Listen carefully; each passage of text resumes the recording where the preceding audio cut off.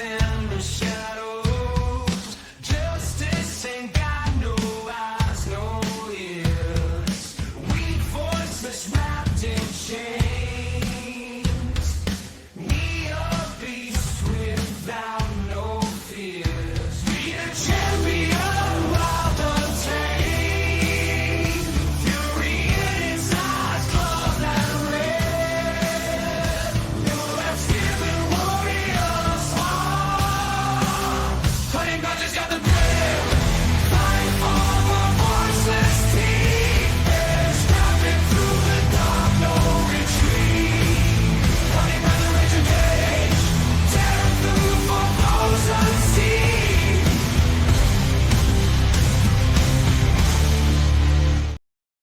Hey guys, it's Mo, and be ready for Unleashed Ranty and Cursey Mo because I am fucking pissed. How in the hell did this happen? Who in the world decided that a man with mental health issues, and not dogging on mental health issues, there shouldn't be a stigma, there shouldn't be anything about it. We all have struggles. I don't care who you are, but your BS never becomes someone else's BS. That's the cardinal rule in, the Church of Mo. You may have the ishiest day in the entire world, but you are not allowed to take that and dump it on someone else. Sadly and heartbreakingly and just soul-crushingly, these beautiful, precious, loving, wonderful little girls are no longer with us because of their father. I didn't want to have this update. When it came across the news, I was heartbroken. I had hoped that we would find these little girls maybe scared, maybe a little confused, maybe a little worried, but they would be alive. And unfortunately, that is not the case. The three young sisters who vanished while visiting their troubled and homeless father. And I'm going to stop here because who in the hell authorized this? Who in the hell decided that the father's right to see the children superseded the children's right to be safe and in a stable environment? I am not trying to dog on parents. I have had, my own issues and sought help for them. So this is in no way a mental health, beat down or anything like that. But who in their right mind decided that this was a good idea? When I am president of the world for just 1 year or queen of the pettyverse, I don't know what I'm going to be called. All CYS, all children's services are getting audited because they seem to do more harm to children than the actual parents they're supposed to be taking away these children from. You're supposed to be protecting children. Who thought this was a good idea? I want some answers. I'm pissed off. Now, unfortunately, they were found no longer living, police confirmed Tuesday, as they continued to hunt for the kidnapper, their father, who had unalived them. The bodies of the Decker sisters, sadly, Paityn, 9 years old, Evelyn, 8 years old, and Olivia, 5, were found late Monday close to their father's truck near a campground in Wenatchee, where SWAT teams and even Homeland Security helicopters had frantically searched the area, KIRO reported. The girls' Amber Alerts were canceled late Monday without explanation before police confirmed the deaths Tuesday with, quote, sincere and heartfelt condolences for the family. Now, the search is continued for their 32-year-old dad, Travis Decker, who had collected them from their mother's house for a planned visitation on Friday, then went missing with them in his white 2017 GMC Sierra truck. Hours before the bodies were found, a warrant was issued for Decker's arrest on 3 counts of first-degree custodial interference. Now, on Tuesday, charges were updated to 3 counts of kidnapping and first-degree murder, police confirmed to Fox 13. Where is this? Where is this? This is in Washington. He cannot fry. Allegedly in Minecraft, Jen fucking Pop Justice. I am so done with this story. Y'all have no idea. This broke my heart. I was in such a good mood. Just looking forward to Dollywood and, my silly little things in life. When it comes to, losing 3 precious girls, there is no comparison. And it killed my spirit, to be honest with you, for a couple minutes, because I don't often cover kid cases, but these just break my heart, and I think they break everyone's heart. Now, Decker, who was homeless and divorced from the children's mother, was known to stay at the campgrounds and hotels in the local area with his dog, according to police.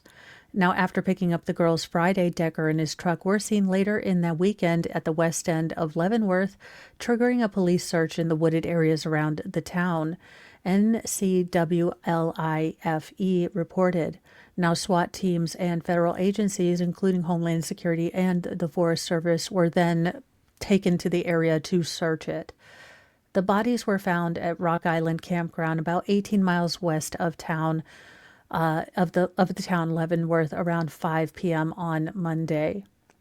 The girls' mother, Whitney Decker, had issued a heartbreaking appeal for their safe return Monday, just hours before the bodies were found. I just want the girls back home safe and sound. That's the most important thing to me, she said in an email statement sent to NCWLIFE.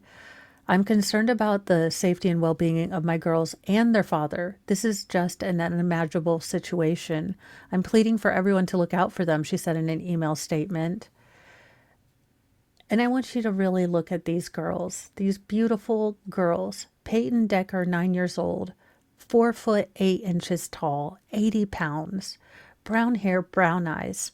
Look at the smile in her eyes. Look how good she did. Every kid is so incredibly excited when they get those ribbons, and you can just see it bursting out of her spirit. I love this photo. I want to remember her like this. Evelyn Decker, 8 years old, height 4'4", weight 50 pounds, blonde hair, brown eyes.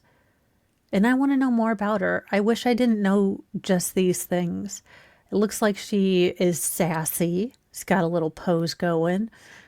Definitely loving soccer. My kiddos weren't.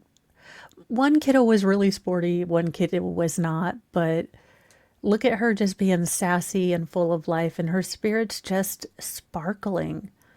I love it. And then Olivia Decker, 5 years old, height 4'2", weight 50 pounds, blonde hair, blue eyes, last seen wearing a coral or pink shirt. Look at that Lego creation. I bet she was so proud of herself. Do you see that thick booklet? Those things are incredibly difficult, and I'm sure she got help from, maybe her sisters or her friends, or not her sister or parents, but what an achievement. And again, it just sparkles out of her life, her spirit, innocence, creativity, just proud of a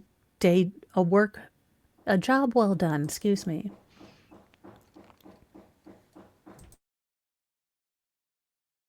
Joys of working in a construction zone. She said she never had to face problems before when her ex had the kids.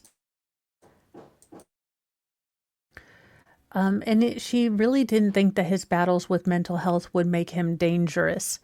There's always that line you'd think people won't cross, and you never think people will cross it, and then they do, and it's incredibly hard. Also, I think there are a lot of things that we tell ourselves when we see, especially when we're in a relationship and there are children involved, and we're trying to allow both parents to, the kid to have all the people that love them in their life. I think there are certain things you try to ignore, or maybe red flags that you kind of downplay. I am in no way blaming the mother. Please don't take it that way.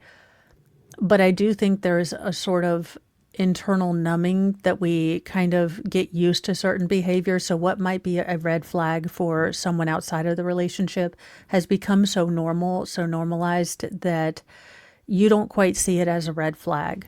That is all I'm going to say. There is not, while I'm pissed off that he still had access to the children, this is a nightmare for this mother. This is living hell. This is the darkest day of her life, and I in no way want to add to it with my own BS comments. So that being said, this is a tragic update. I am just heartbroken. Quote, Travis really struggled since he left the military, and his mental health can be hard sometimes, she told KIRO7 before her daughters were found no longer alive. I think that he's impulsive and he loves the children very much.